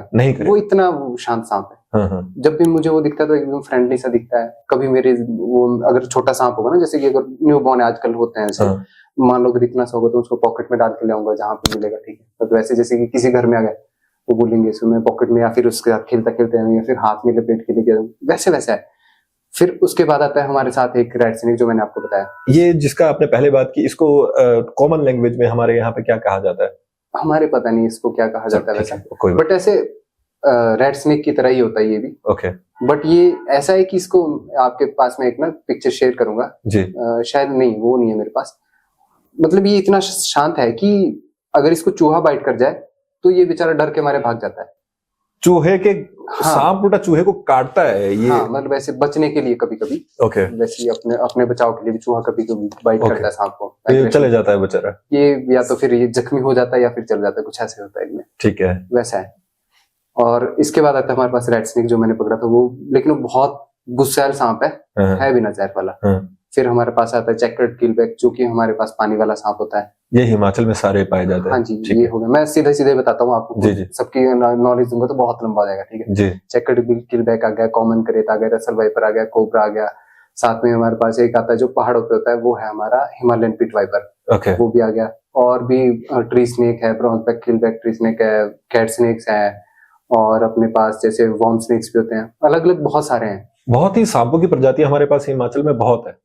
तो जनरली इसमें से भी आप कह रहे हैं कि कुछ ही हैं ऐसे जिसके काटने से आपको वेनेमस, कुछ ही हैं? हाँ जी। तो ऐसा क्यों होता है कि जैसे स्नेक बाइट के केसेस जो हमारे पास जाते हैं उसमें लोगों की कई बारी डेथ हो जाती है, वो क्यों होता है जब नॉन वेनेमस के द्वारा ही काटे गए होते हैं? वो एक्चुअली हम लोगों के डर की वजह से ना, साइकोलॉजिकल। हाँ, हम लोगों को पता नहीं होता पहले स्टार्टिंग में कि जहर किसमें है किसमें नहीं है, या फिर सब जहरीले नहीं होते। हम ये सोच के चलेंगे ना कि अगर सब जहरीले नहीं होते तो शायद बंदा 50-50 कर ले खुद को, यार क्या पता जहरीला नहीं होगा। अब शायद उसको नॉलेज नहीं है पूरी, लेकिन अगर उसको इतना पता है कि ये जहरीला हो भी सकता है, हो भी नहीं सकता, तो वो 50-50 रहेगा माइंड में। अगर मन में ये होगा कि सांप जहरीले होते हैं या फिर बहुत डरता है, तो ऑब्वियसली सी बात है कि वो बिल्कुल, मतलब साइकोलॉजिकली हम लोग ज्यादा डरते हैं और ओरिजिनली इतना शायद डरने की आवश्यकता नहीं। चलिए खैर, इसके साथ एक और बात पे मैं लेकर आना चाहूंगा यहाँ पे, ये जो सांपों की नॉलेज है खुद गेन की है कि किसी और ने भी मदद की है? ये गेन हुई थी मेरी फेसबुक के थ्रू। तो एक सांप था, मैं उसका नाम अभी भूल रहे हैं, कोई बात। और वो सांप मैंने पकड़ा था पहली बार, और मुझे उस टाइम लगा कि मुझे नॉलेज लेनी चाहिए जी। 2016 की बात थी शायद। तो मैंने बहुत ट्राई किया, मैं कुछ करूँ ये सब। फिर 16 या 17 की बात थी, पता नहीं। और मैंने क्या किया, मैंने फेसबुक पे एक ऐसे देखा कि क्या पता सांप का कोई ऐसे ग्रुप बना होगा, कुछ बना होगा। तो मैंने देखा एक स्नेक ग्रुप ऑफ, पता नहीं ऐसा तो कुछ नाम, मुझे अभी उसका नाम याद नहीं, क्योंकि मैं बहुत कम यूज करता हूँ ये सब सारी चीजें। घर वालों ने बहुत मुझे संभाल कर रखा है कि नहीं ये सब यूज नहीं करना, इस करके। तो मैंने उस पेज पे डाला और मैंने उसकी आइडेंटिटी मांगी कि अगर कोई सांप को जानता है तो, और मैंने लोकेशन डाल दी थी अपनी, ये लोकेशन है इसमें। फिर मुझे वहां से जो उनके जो वो थे एडमिन थे, उनका कमेंट आया था कि आप लोग इस पर्सन से कांटेक्ट करें, और वो थे राकेश्वर कपूर, जो कि राकेश्वर भाई है चंबा से आप ही की साइड से। क्या बात है ना। हाँ, और वो अभी शायद स्टडी कर रहे हैं इसी चीज में, पटियाला से। हाँ जी, स्नेक एंड एवरीथिंग। क्या बात है। तो और उनको काफी नॉलेज है, इनको तो बहुत ज्यादा। फिर उन्होंने मुझे बताया था कि ऐसी ऐसी सांप है ये सो, फिर उनसे काफी नॉलेज मिली, उसके बाद मुझे काफी ज्यादा नॉलेज मिली। कपूर साहब, आप दरक्षपति पॉडकास्ट पे आमंत्रित हैं, प्लीज आइएगा। चेतन भाई आप भी बोलिएगा उनको प्लीज, ठीक है। जब बात कर रहे हैं, क्योंकि जब हम इसकी बात कर रहे हैं, यहाँ से आप सीखना शुरू हुए, हिमाचल प्रदेश या हम कहीं पे भी देखते हैं कई बार सांपों के प्रति, क्योंकि एक यही जो मन में जब आप बात भी कर रहे हैं तो मेरे रोंगटे खड़े हो रहे थे, क्योंकि ऑब्वियसली डर होता ही है। चाहे आपने जितनी बार उसे शिव के गले में देखा हो, चाहे आप जितनी बार ये हमारे यहाँ पे चाहे जितने भी नागों की पूजा होती है, उसके बावजूद एक लोगों के मन में डर होता है, जिस कारण मुझे ऐसा लगता है कि लोग जो है वॉयलेंस पे उतर आते हैं। जब आप किसी को निकालते हैं तो मैं समझ पा रहा हूँ आप रेस्क्यू करते होंगे, मारने का प्रयास नहीं करते होंगे, लेकिन आपने ऐसा देखा है कि लोग मारने का प्रयास करने लग पड़ते हैं और ऐसा करते हैं कि भाई सांप मार ही देना है, ऐसा भी देखा है क्या आपने? काफी बार ऐसा हुआ है। एक मेरे पास सांप था, वो था हिमालयन ट्रिंकेटी था, जैसे मैंने आपको बताया बहुत शांत सांप है वो, लेकिन अब लोगों को नहीं पता शांत है नहीं है, वो स्पीड भी स्लो है उसकी, ज्यादा स्पीड से नहीं चलता वो। तो एक बार वो डंगे में घुसा हुआ था और उससे पहले उसको डंडे से मारा होगा, फिर वो जाके बच के डंगे में चला गया और डंगे से मैंने निकाला था। मैं आपको क्लिप भेजूंगा उसकी। और मैंने उसको डंगे से निकाला था विदाउट, मतलब कुछ भी मैंने अंदर भी नहीं देखा था, मुझे सिर्फ हल्का से दिखा और मैंने सीधा हाथ ही डाल दिया अंदर। ये क्योंकि आप जानते थे उस समय तक कि भाई सारा हाथ मेरा चला गया, बहुत दूर था वो, तो मुझे सारा डालना पड़ा हाथ और वो बाहर निकाला। तो उसको मैंने, उस सांप को मैंने अप्रॉक्स अपने पास 3 या 4 दिन तक रखा था। Okay. और उसकी रिपेयर की थी, मतलब ऐसे ना उसके। अच्छा, मतलब उसको मारा था लोगों ने, जख्मों को। बहुत जख्मी था वो, फिर वो ठीक होकर रिलीज भी किया था उसको मैंने। और काफी बार ऐसा देखा है मैंने। और कभी कभी तो ऐसा भी हुआ है कि जैसे कि कभी कोई सांप है वो फिर मरा हुआ होगा, फिर लोग उसको कहीं भी फेंक देंगे, फिर वो मुझे अच्छा नहीं लगता ये सब करना।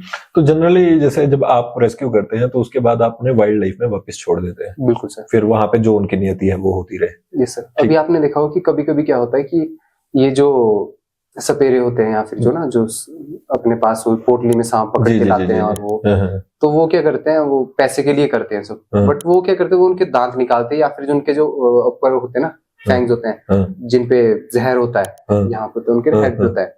आपने कोबरा देखा हो, कोबरा की ये चीज थोड़ी हाईलाइट होती है दोनों तरफ से। जी। तो उसमें सर होता क्या है ना कि या तो साइड से कट लगाएंगे और उस पोटली को निकालेंगे, वो सारी चीजें एक मतलब क्रूएलिटी आती है एक हिसाब से ना।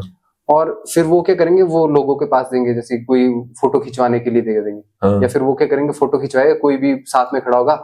और कभी कभी क्या होता है ना, वो उन चीजों को नहीं निकालते और वो दांत को निकाल देते हैं, या फिर कभी कभी दांत आते तोड़ देते हैं, जैसे ना प्लास वगैरह से तोड़ देते हैं। तो कभी कभी क्या होता है, कोई फोटो खिंचवा लेता है, उसको गलती से हल्की सी बाइट भी जाती है, तो फिर वो तो कारण उसी का बनता है। तो पर ये तो जैसे मुझे जो जानकारी है कि जो सपेरे आदि भी हैं, इनका ये सब खत्म बंद कर दिया गया है कि अब आप सांप रख नहीं सकते इस तरह से। वाइल्ड लाइफ एक्ट में ये सब जी बैन है। बहुत बढ़िया आपने कहा। और मैं ये जानना भी चाह रहा हूँ, जो एक हम कॉमनली देखते हैं, कुछ लोगों के पास होते हैं अभी भी सांप, और खासकर मंदिरों के बाहर वो बहुत मिलते हैं। वो बहुत मोटा सा सांप होता है और काटता नहीं है, ऑब्वियसली वो लोग गले में भी रखते हैं, और मुझे ऐसा लगता है कि वो घोट सकता है गला, जिसे एनाकोंडा की तरह वो पहले दबा के मार सकता है। अजगर, वो कौन सा सांप होता है उसका? वो सर इंडियन रॉक पाइथन होता है। इंडियन रॉक पाइथन होता है। तो अगर ऐसे मान लीजिए, ये तो चलिए उन्होंने टेम करके रखे हुए हैं, सब कुछ तोड़ दिया है, फिर भी मान लेते हैं, लेकिन अगर वो कभी मिले और वेनमस होता है, नॉन वेनमस है? वो नॉन वेनमस है सर, लेकिन उसके दांत बहुत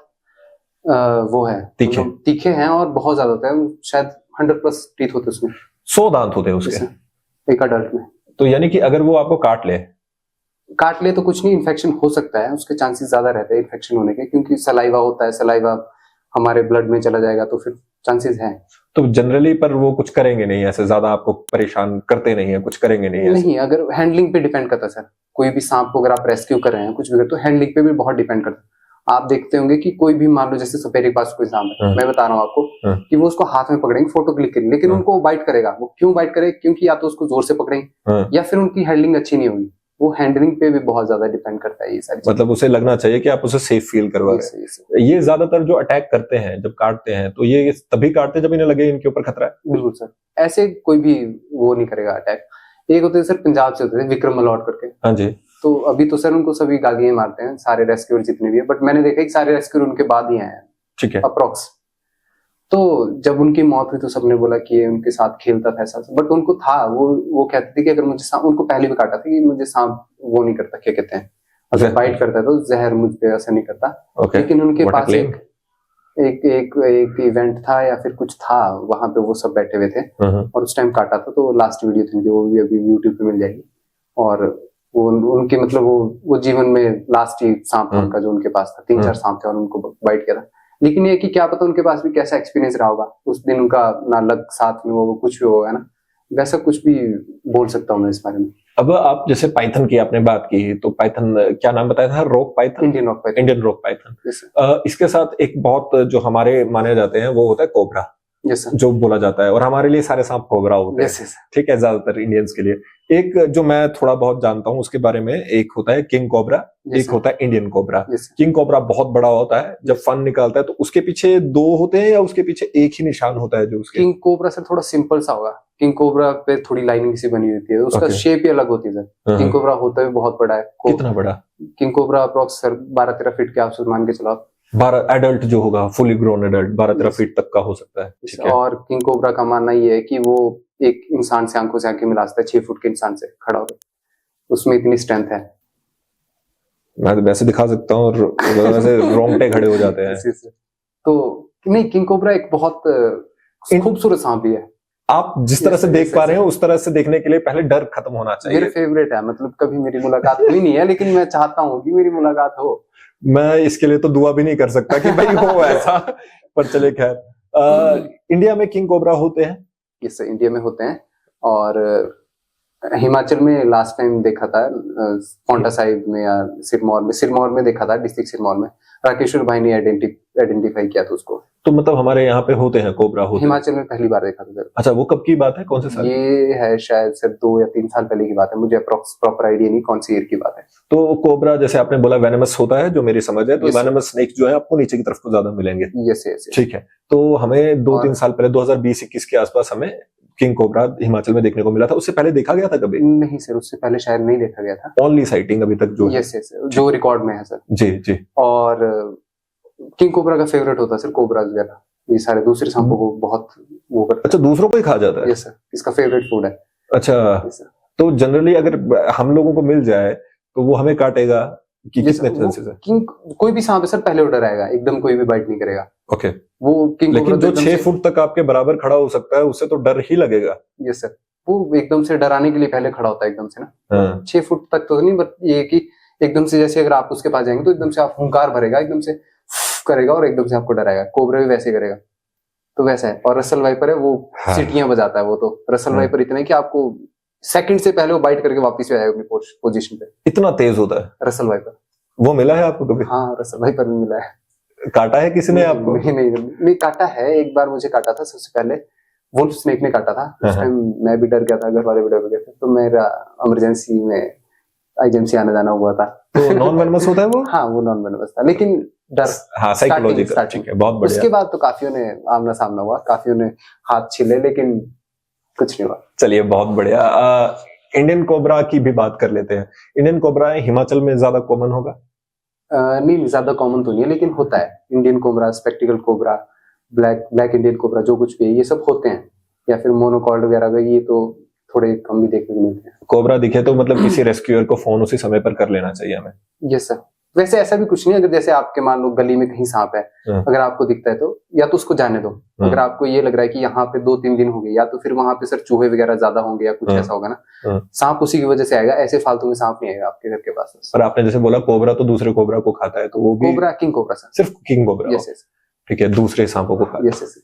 कोबरा तो मैक्सिमम चूहे वगैरह हो गए सर, ये सब जो दूसरे कोबरा है उनको। ठीक है, तो अगर डिफरेंस अगर आप हमें बताना हो, क्योंकि इंडियन कोबरा ऐसा सुन के लग रहा है हिमाचल में दिखता है जैसे, तो इंडियन कोबरा कैसा दिखता है? जो हमारी फिल्मों में दिखता है, जो सपेरों के पास वही होता है सर, जो फन के पीछे 2 निशान बनाता है। ओके, वो इंडियन कोबरा है। कोबरा को ऐसे कोई आइडेंटिफाई नहीं करता जब वो नॉर्मल पोजीशन में होगा, है ना। जैसे वो नॉर्मल चल रहा है तो नॉर्मल चलेगा सांप, तो ऐसे ही चलेगा।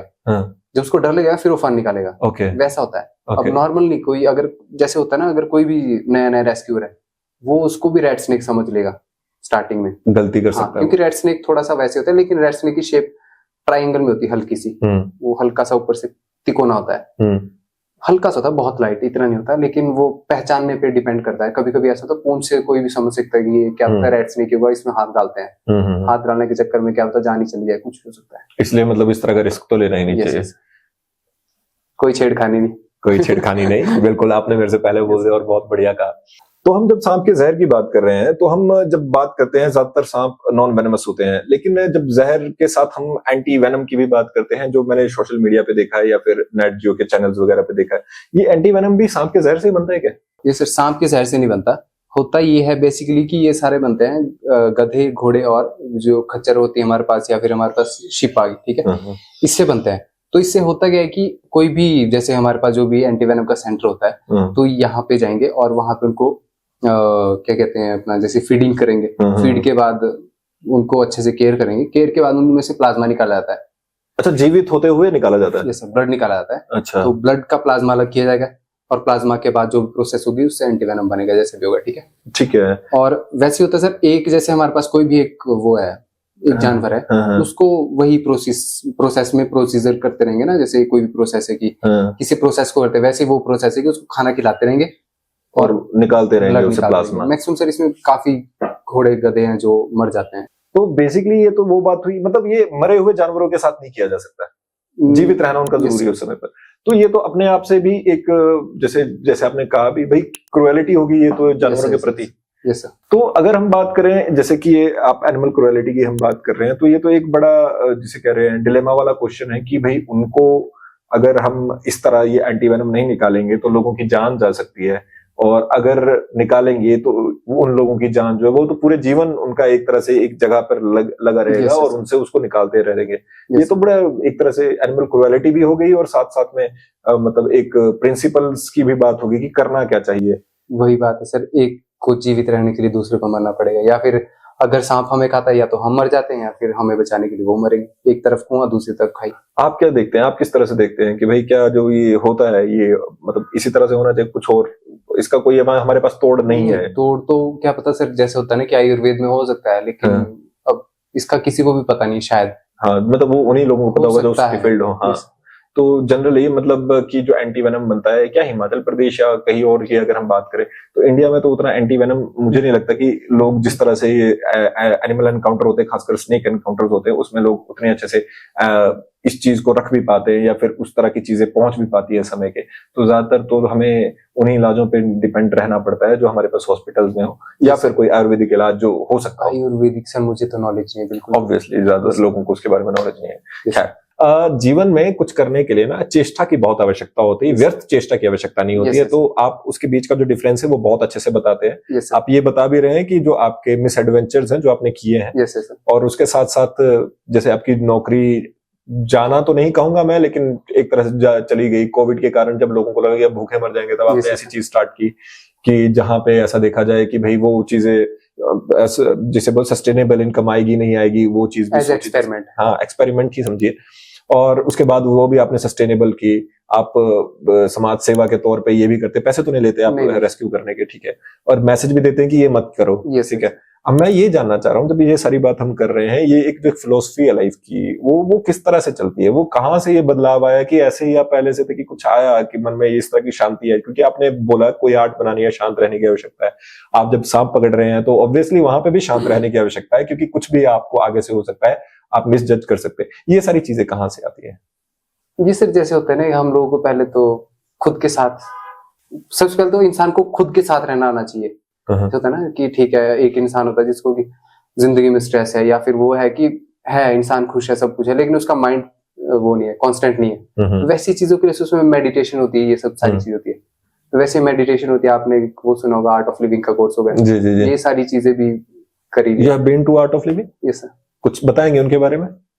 ये वाला सर कोर्स मुझे भी पहले पता नहीं था, तो ये हंसते खेलते हमने किया था, वो किया था हमने शायद आईटी के टाइम में किया था। हंसते खेलते कोर्स का नाम है? नहीं, अच्छा, हैप्पीनेस प्रोग्राम। अच्छा, हैप्पीनेस प्रोग्राम, सॉरी मैं मतलब मुझे लगा कि क्या हंसते खेलते किया हमने, वो कर लेते हैं। यस, वो वाला ठीक है, कर लेते हैं।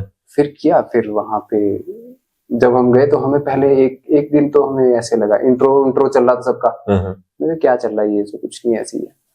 फिर वहां पे जब 7 डेज का था ये, और फिर जब बीच में हुआ एक जब मेडिटेशन में बैठे हुए थे तो फिर हम सबको अलग अलग फीलिंग्स आती थी उसमें। जैसे कि कोई खुश है तो वो खुशी हो रहा है, बहुत खुश हो रहा है अपने में ही एकदम, मतलब वहां पे आप नहीं रहोगे जहां बैठे, वहां पे नहीं हो आप उस टाइम अलग जगह पे हो। वैसी चीजें वो की हमने एक्सपीरियंस की। और वैसे ही वहां पे उस दिन ये था कि हमारे साथ ना एक हमारी बैचमेट थी, लड़की थी, और वो रोना शुरू कर दी वहां पे। और हम लोग हंस रहे थे, मतलब कुछ हंस रहे थे, कुछ शांत बैठे थे। वो रो रही थी, वो बहुत जोर से चीख रही थी उस दिन। नाम याद है उनका? नाम नहीं मुझे याद है, मतलब बाई फेस तो मैं जानता हूँ, बट नाम नहीं मुझे याद। लेकिन बहुत जोर से चीख रही थी वो, और रो रही थी बहुत जोर से, और हम लोग हंस रहे थे। बट हम लोग को पहले ही बताया था कि आप लोग को जो हो रहा है वो होने देना है। मतलब ये नहीं करना है कि अगर कोई सामने वाला रो रहा है तो आप उस पर ध्यान दे और आप सोचे कि यार ये क्यों रो रहा है, या फिर उसकी फीलिंग्स आप सोचने लग जाए और आप भी वहीं पहुंच जाए। तो जो आपके साथ हो रहा है आप उसको होने दे, और एकदम ये अलग एक्सपीरियंस मिलेगा इसमें। अगर आप कभी आपको मौका मिले तो आप जरूर जाए। चलिए ठीक है, कभी कोशिश करेंगे इस तरह से जाने के लिए। तो basically meditation is also a part of your life. Yes sir, करते हैं, मेडिटेट करते हैं। और आपको पता ही होगा शायद कि मेडिटेशन बहुत इंपॉर्टेंट है वैसे जिंदगी में। जो मैं जिस तरह से मेडिटेशन को देखता हूं, तो जैसे जो गलत हो सकता हूं मैं काफी लोगों के लिए, जब मैं मेडिटेट करता हूं तो मेरी मेडिटेशन का सिर्फ जो मुझे थोड़ा सा सीखा है मैंने अपने प्रियजनों से, और जो मुझे गाइड करते हैं, उन्होंने मुझे केवल इतना बताया है कि किसी चीज पे ध्यान नहीं देना है। क्योंकि कुछ लोगों के मन में ये होता है कि आपको शिव जी का ध्यान करना है तो आप एक शिव जी की मूर्त बनाने लग पड़ते हैं। नहीं वैसा नहीं। और जैसे कि अब ये छोटी सी ये मुझे बहुत खास किसी ने दी है, जैसे ये शिव जी की मूर्ति है, तो हमें शिव जी हमेशा ऐसे ही हम इमेजिन करते हैं जिनके गले में सांप डमरू और ये बिल्कुल। लेकिन आपको कैसे पता कि शिव जी जब आपके पास आएंगे तो ऐसे ही आएंगे? बिल्कुल सही सर। तो आपको वो जो इमेजिन करना होता है, मैं इसी चीज के लिए कहता हूँ कि जैसे कहा भी जाता है पता नहीं किस रूप में आके नारायण मिल जाएंगे, तो लोगों को उसके बारे में जानकारी नहीं होती। तो it's not about feeling yourself with something new, it's about जो आपने मन में भर रखा है उसे बाहर करना है, आपको फ्री होना है। लर्न, अनलर्न एंड रीलर्न, जगह होगी तभी कुछ नया सीखेंगे। कुछ इस तरह से मैं इस चीज को देखता हूँ। आप कैसे देखते हैं? बिल्कुल सही सर। एक बार मैं गया था माता बगलामुखी के कांगड़ा में गया था मैं, वहां बनखंडी में। हाँ जी सर। तो वहां पे ना जैसे बच्चे होते हैं ना जो पैसे मांगते हैं, जी जी, वैसे एक मेरे पास लड़की आई और उसने मुझे बोला, बोले भैया पैसे, भैया पैसे। मैं कहा पैसे नहीं, मैं कहा प्रसाद में का खाना भी नहीं, पैसे पैसे। फिर मैंने उससे एक क्वेश्चन पूछा, मुझे आज भी वो बात थोड़ी सी ऐसे लगती है। मैंने उससे पूछा, मैं कहा फिर मेरा क्या फायदा है? उसने बोला पता नहीं।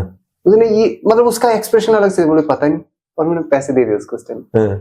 मैं किसका भी इसको पता नहीं है ना क्या होगा, मतलब कुछ भी ठीक है। जैसे होता है ना, मैं इस टाइम उस पोजीशन में हूं जहां मैं डील करूंगा, पहले ये बताओ कि इसमें मेरा क्या फायदा है? वहां कुछ नहीं, पता नहीं। मैंने वो हाथ दे दिए, पता नहीं क्यों दिए, बट दे दिए। जब सारी चीज ही बिना पता नहीं के चल रही है तो ठीक है। कुछ मोमेंट्स होती हैं ऐसी लाइफ में। इवन जैसे जब हम इसकी भी बात कर रहे हैं, लाइफ में आपने बोला मेडिटेशन बहुत महत्वपूर्ण है। मैं एक पॉइंट में आपको बताऊं, जैसे आपने ये चीज बोली ना कि ये चीज, ये मुहूर्त है, वो आपको शिव जी कैसे पता किया? तो वैसा होता है कि अब मुझे लोग बोलते हैं, काफी मेरे दोस्त है ना, दोस्त बोलेंगे कि यार तू इसकी मूर्ति बना, इसकी फ्रेम बना, इसकी फोटो। तो मैं वो सब कॉपी नहीं करना चाहता जो सोशल मीडिया पे है, या फिर जो हमने देखा जैसे कैलेंडर्स होते हैं ये सब। मैं सोचता हूँ काफी बार, काफी डीपली सोचता हूँ मैं इस बारे में।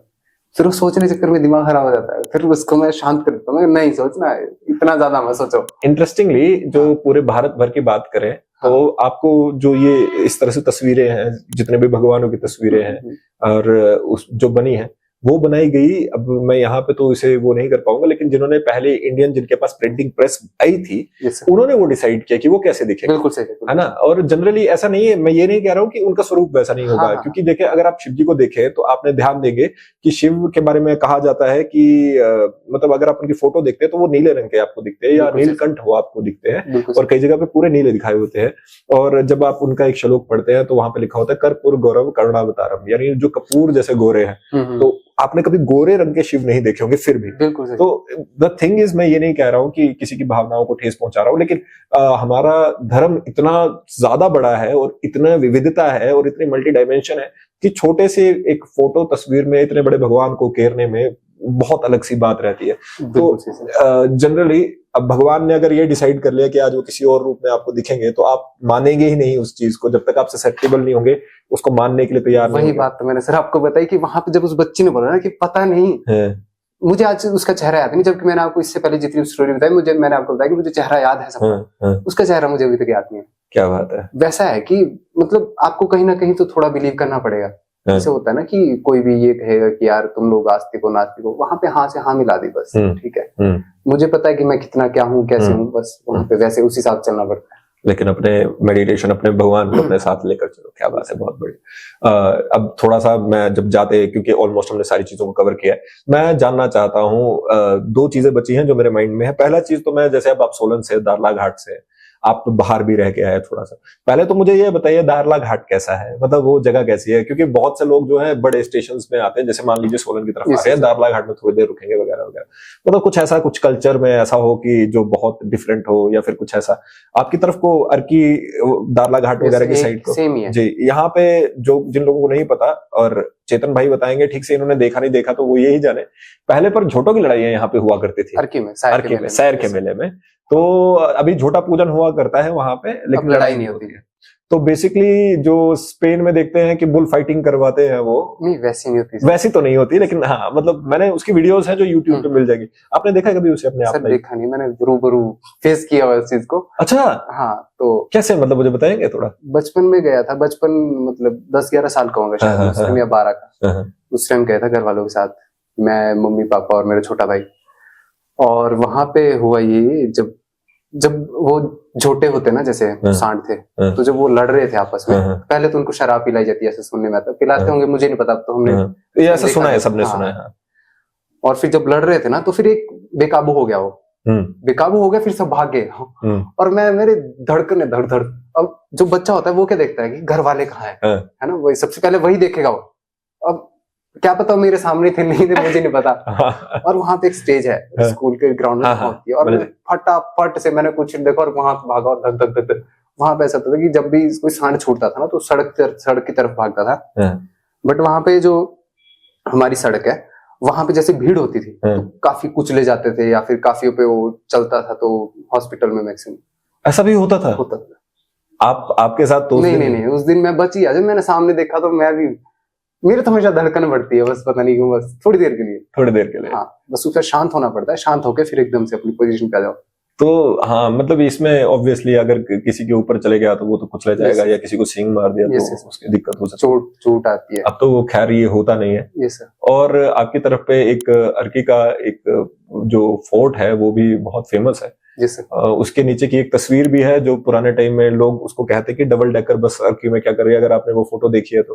तो जो मेरी नॉलेज है, वो एक डेलीगेशन आया था हिमाचल प्रदेश में, या फिर वो उस समय के पंजाब में, जो भी वो समय था, मुझे ठीक से जानकारी नहीं है। तो वो डेलीगेशन को वो बस दी गई थी, और लोगों को लगता है कि ये तो कोई और अर्की है, ये कुछ हो रहा है यहाँ पे, लेकिन वो उसी की ओरिजिनल यस सर। और एक करके लुटरू महादेव जी का मंदिर भी है जी। इसका आपने सुना हो कि वहां पे सिगरेट चढ़ाते हैं, तो उसकी मनोकामना पूरी हो जाती है।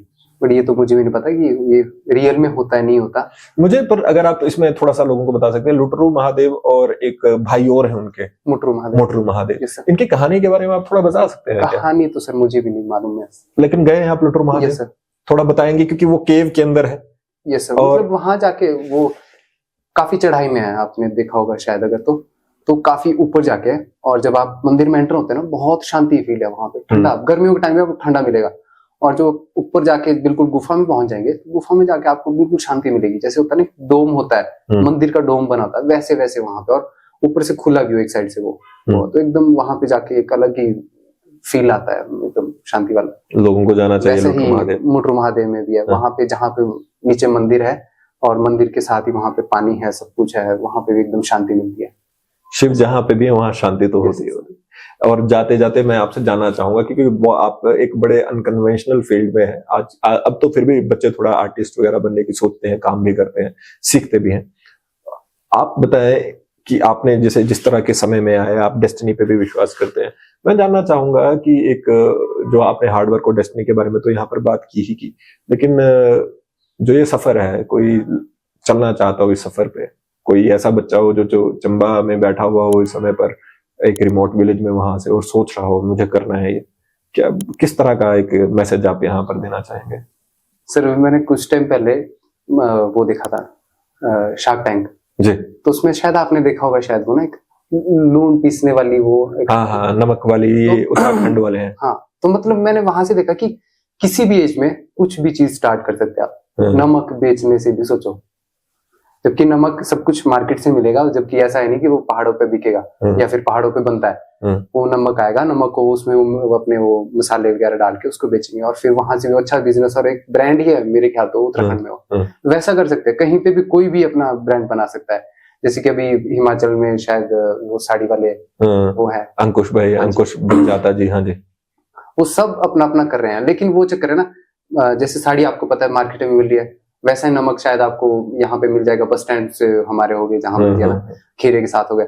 लेकिन उसको एक ब्रांड बनाना एक बहुत इंपॉर्टेंट बात है, एक अलग वे में ले जाना पड़ेगा अपनी थिंकिंग को भी, और जो चीज हम करना चाहते हैं उसको भी। अगर हम उसको चीज को छोटा समझेंगे ना तो छोटी रह जाएगी, इसलिए उसको थोड़ा सा करने से पहले उसको समझना पड़ेगा, उसको कैसे हम बड़ा करें, या फिर हम उसको जहां पे करना चाहते हैं उस तक कितनी मेहनत करनी पड़ेगी। तो बेसिकली मेहनत भी कीजिए और समझते भी जाइए। It's a never ending process. कुछ भी कर सकते हैं सर। आज मैं आप यकीन नहीं करोगे, मैं बस में आ रहा था, मैंने आपको बताया, तो मैं बस में आते हुए एक ही चीज सोच रहा था कि हमारे आपको पता होगा शायद हिमाचल में खट्टा, पता है आपको ना, खट्टा? हाँ, बिल्कुल खट्टा बनता है। हाँ। तो जब लून वाली मुझे याद आई ना, तो मैं सोच रहा है जब वो लून बेच सकते, तो हम एक कोई स्टॉल नहीं लगा जिसमें खट्टा मिलता, मेरे ख्याल तो उसमें बहुत भीड़ लगेगी। बहुत बढ़िया। हाँ। सही बात की ना? नहीं, सही में लगी। इसी तरह जैसे आप ये बात कर रहे हैं, चंबा में कचालू समझते हैं आप, है ना? कचालू का एक चाट बनती है चंबा में। पता नहीं सर, मैंने खाई नहीं खाई है आपने? क्योंकि मैंने चंबा को छोड़ के कहीं मैंने भी नहीं खाई है वो। ठीक है सर। तो मैं जब चंबा जाता हूँ मैं स्पेशल उसे ढूंढता हूँ, और वो इसलिए, एक तो क्योंकि मैं चंबा से हूँ तो मुझे थोड़ा उसके प्रति वो लगाव भी है, लेकिन फिर भी मैं उसे इसलिए ढूंढता हूँ कि हमारे ही मैंने खाई है वो, और वो एक तरह से चंबा की चीज जो है मेरे जहन में बैठी हुई है। तो मैं लिटरली ये जैसे आप भी कह रहे हैं उसी के साथ में ये कहना चाह रहा हूँ कि भाई जैसे आपने कहा हर चीज की शुरुआत तो छोटी ही होती है। जैसे आपने 2000 रुपए के इन्वेस्टमेंट से स्टार्ट किया, आज अच्छा चल रहा है, भगवान की दया ऐसी ही बनी रहे। मैंने ये स्टार्ट किया है, अभी थोड़ा चल रहा है, आगे को ज्यादा भी चलेगा, और जैसे जैसे स्ट्रीमलाइन होता है बहुत ज्यादा व्यक्ति कर पाता है, लेकिन एक अपने पे विश्वास, एक भगवान पे विश्वास और एक मेहनत। बिल्कुल सही, ये सब मैंने भी देखा है और होता भी है। अगर जैसे होता है ना, कभी कभी लोग कहते हैं कि मैं सांप के लिए जाता हूँ, तो लोग कहते हैं क्या पता तू कुछ जानता होगा यार, है ना, उस हिसाब से बोले तो तंत्र मंत्र आते हैं। मतलब अब मैं ये नहीं बोल रहा हूँ कि दालना वाले ऐसा बोलते हैं, बट ऐसा होता है तो फिर थोड़ा बुरा तो मुझे भी लगता है ना, कि होता है ना एक हिसाब से, जिस तरह ट्रीट करना चाहिए उस हिसाब से नहीं होता इंसान ट्रीट, तो थोड़ा सा बुरा उसका लगेगा। लेकिन मैं फिर साथ में बाद में सोचता हूँ, अगर ये काम मैं छोड़ दूंगा तो फिर या तो इस सांप को मार देंगे या फिर मेरी जगह कोई और पीसेगा। तो उससे अच्छा जो हो रहा है वो होने देते हैं। हाँ, मतलब द बिगर कॉज आपको देखना पड़ता है। छोटी मोटी आलोचना भी ऐसी पॉजिटिव क्रिटिसिज्म तो चल पड़ेगा, लेकिन कुछ भी और फालतू वाला जो है उसे तो इग्नोर करके चलना पड़ता होगा। एक मैं कॉलेज के दौरान एक लाइन बोलता था, और मैं उसी के साथ इस चीज को समाप्त करना चाहूंगा, कि जब मुझे कोई कहा करता था कि आपके बारे में कोई व्यक्ति ऐसा ऐसा कुछ कह रहा था, तो मैं कह रहा था कि इतने से जीवन में इतना समय निकाल के मेरे बारे में बात कर रहे हैं तो मैं कितना इंपॉर्टेंट होऊंगा। बिल्कुल है ना? तो मैं इस चीज, बहुत बड़ी बात है ये, है ना? तो मैं ये कह रहा हूँ कि व्यक्ति उस समय पर सोच भी पता नहीं क्यों ऐसी थी, लेकिन और ये सच में इस तरह से होता है कि आपके जीवन में इतना समय ही कहाँ है कि आप लोगों की इतनी सुन पाए। जो आपके लोग हैं वो आपको पॉजिटिवली बताएंगे और फीडबैक देंगे। क्रिटिसिज्म करने के लिए तो दुनिया पड़ी है, 99.9% लोग क्रिटिसाइज ही करेंगे। बेहतर तो यही रहेगा कि अपने लोगों को आगे से आगे देखते रहे। बिल्कुल सही। जैसे आज मैंने आपको एक बार आपका फोन आया अभी, कहाँ आप पहुंचे? मैं HRTC वर्कशॉप में था, जहाँ मैंने काम किया हुआ है। 2018 में था मैं वहां पे, आज 2024 है, 6 साल। तो मैं जब वहां गया तो फिर सबसे पहले मैंने अपने उस्ताद जी बोलता हूँ मैं अभी, उनको ढूंढा मैंने। तो मैंने वहां पे कोई था वर्कर, मैंने बोला मैं क्या उस्ताद जी कहाँ है? बोले ऐसी सी बात है यहाँ पे। और मैं गया उनके पास, उन्होंने पहले पहचाना नहीं, बोले कौन? मैं कैसी सी बात है, आपको याद है? मैं कहना ओहो अच्छा, क्योंकि उस टाइम ऐसा था ना, उन्होंने काफी चीज, हमें लगता था वर्कशॉप में क्या सिखाते हैं, वर्कशॉप में होता है चाबी पाना पकड़ और चल खोल और सीखे, जबकि वो हमारी इतनी क्लास लेते थे ना कि हम मतलब कंफ्यूज हो जाते थे, क्या करें, हम पढ़ने थोड़ी ना यहाँ पे। जबकि उसके बाद हमें पता चला कि अच्छा था, और जबकि हमारे साथ अच्छे से ट्रीट करते थे, सब कुछ अच्छा था। और आज आए फिर उन्होंने मुझे कोल्ड ड्रिंक दी, उसके लिए थैंक यू आपका। परफेक्शन धीरे धीरे आती है, छोटे छोटे कामों से आती है। बट ये है कि जब आपके गुरु आपको पहचान लेते हैं ना, मतलब उसी वे में जिस टाइम थे हो, तो फिर वो एक अलग फीलिंग आती है शायद आपको समझ पाए। बिल्कुल ठीक। जिनके लिए हम बच्चे थे उनके लिए अभी भी हो, चाहे जितने बड़े हो जाए, वो एक अलग ही एक फीलिंग है। चेतन कश्यप जी, आप हमारे लिए बार बार आते हैं समय निकाल के, उसके लिए आपका बहुत बहुत बहुत धन्यवाद। आपका भी थैंक यू सर। और जैसे कि हमारी टैगलाइन बोलती है, the extra ordinary story of ordinary people. आपने नोटिस किया हो मैं सेलिब्रिटीज पे ज्यादा फोकस नहीं करता, मैं सिंगर्स, मैं ऐसा नहीं कह रहा हूँ कि उनकी स्टोरीज नहीं बताऊंगा, लेकिन एक जो कहानी बन रही है उसको मैं देखना चाहता हूँ, आपकी भी बेहतरीन बने, इसी तरह महामाई की कृपा आप पे बनी रहे और इसी तरह आप आगे भी लोगों की सेवा करें, अपने आर्ट को आगे पहुंचाए, माता पिता की बात माना करें। Thank you sir. मिलते हैं चेतन जी, आपका यहाँ पे पहुंचने के लिए बहुत बहुत धन्यवाद। Thank you so much. और देवी और सज्जनों, ये थे हमारे बीच में चेतन कश्यप जी। आप इनको कनेक्ट कर सकते हैं, इनके सोशल मीडिया हैंडल्स आपने इनके नाम के नीचे या फिर आप डिस्क्रिप्शन में देख सकते हैं। कोई आर्ट वर्क कमीशन करवाना चाहते हो तो भी वहां से, और हमारा नाम लीजिएगा तो थोड़ा डिस्काउंट भी मिल जाएगा। और उसी के साथ साथ इस एपिसोड में आपसे यहीं पे विदा लेते हैं। अगर अभी तक आपने सब्सक्राइब नहीं किया, सब्सक्राइब कर दीजिए, बेल आइकन दबा दीजिए और फॉलो करने के साथ आप कमेंट में बता सकते हैं किसे यहाँ पर गेस्ट देखना चाहते हैं। अभी के लिए लेते हैं आपसे विदा। देवियों और सज्जनों, मेरा नाम है मुकुल देव रक्षपति। जय हिंद, जय भारत, जय हिमाचल।